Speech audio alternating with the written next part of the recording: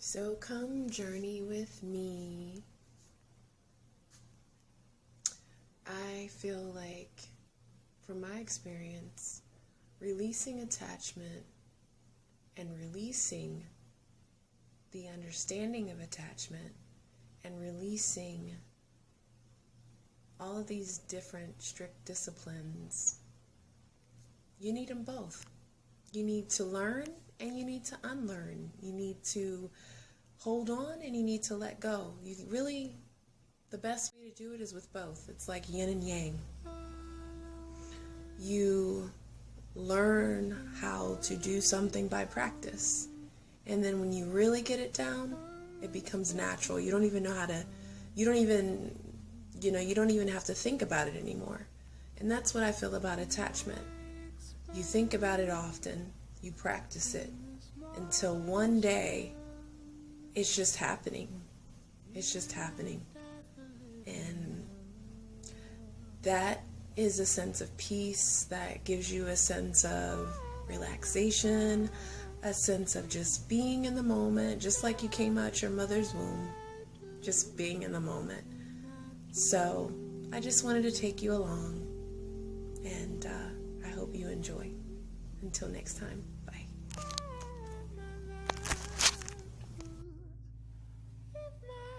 How are you? I hope this finds you, at least in a space where you can calmly feel what you're feeling.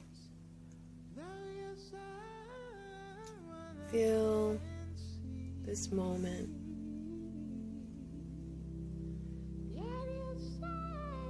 Be in this moment.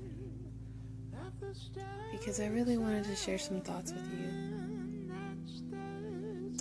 I was thinking about all the years when and where I've basically tried to work on letting go. You know, we talk a lot about letting go and being in the moment and being focused and being clear. Sometimes we focus so hard on it, and that's all we can think about. Trying to improve, trying to make things right. Even the things that don't go well, sometimes we try to hide them. They might be little blemishes, little scars that we really don't want anyone to see. We try to hide them. But what I've come to feel and realize is letting go, releasing attachment, is like a double-edged sword.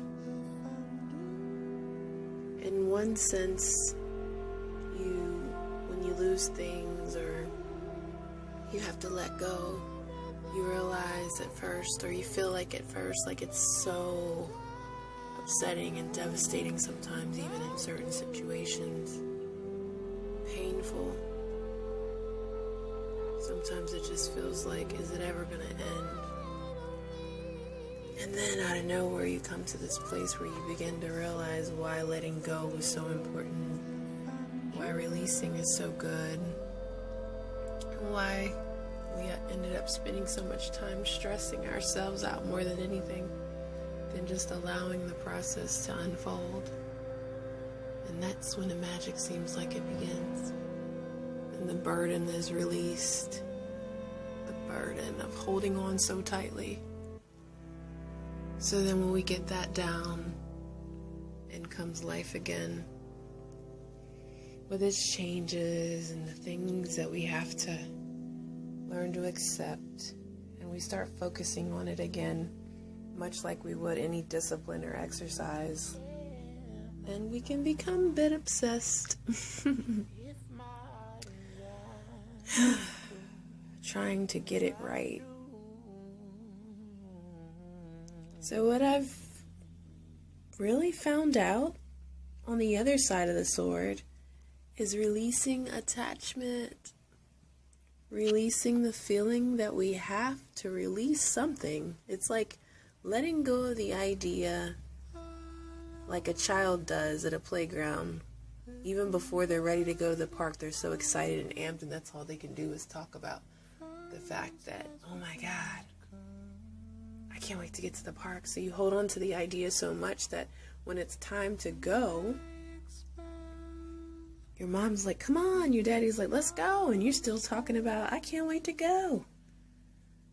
So basically, you finally let go and you walk out the door. And you get to the park and you enjoy yourself. And that's pretty much how I'm beginning to look at releasing attachment. Just living life, you know? Living life because it's going on no matter what. Making the best of it. Making the best of it and just living and breathing. Like breathing comes naturally. We don't have to think about it. It just happens. So on one hand, the journey is, you know, learning to let go. And then when you get that, you begin to realize the attachment can be on not knowing or trying to unlearn all these strict disciplines and just living your life. Just living. Just being. So, even when times seem dark and not certain, unsure, it's almost like it becomes so important once you acknowledge how you feel and you feel it,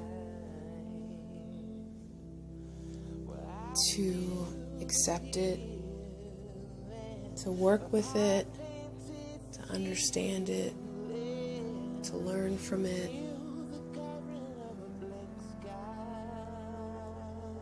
and to let go, and to be okay with that, even if that means you don't have all the answers you want in the moment, to be okay with it.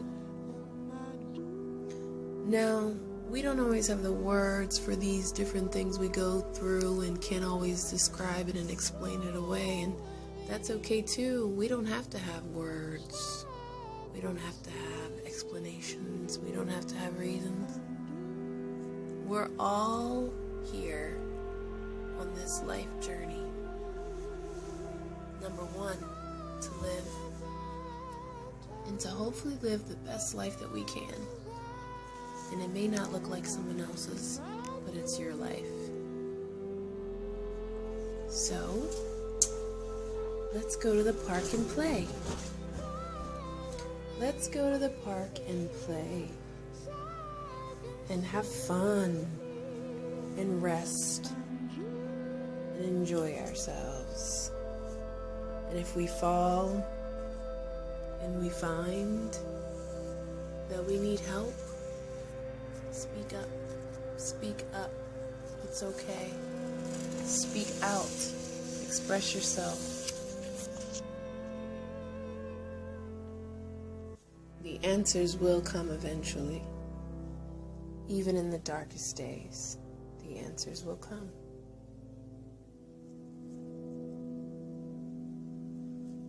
So, as we said, and as I said, moving in the beginning, releasing attachment is a double-edged sword.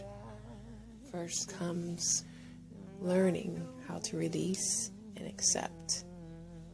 And then comes learning that we don't have to be so fixated. We can just be in the present moment, taking it in, all one thing at a time. One thing at a time. One day at a time, sometimes one moment at a time. Taking it all in, embracing it, embracing yourself, embracing your life. In this moment, I am just hoping that you will take time with yourself, be as gentle as we are with our plants, as gentle as we are with one another. Give yourself more compassion. Show yourself more compassion.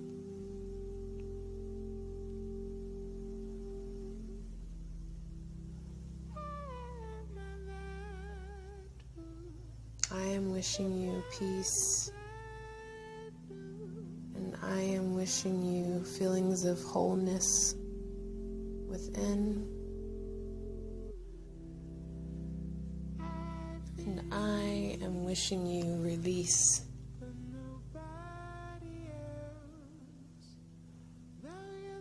Release from feelings of attachment.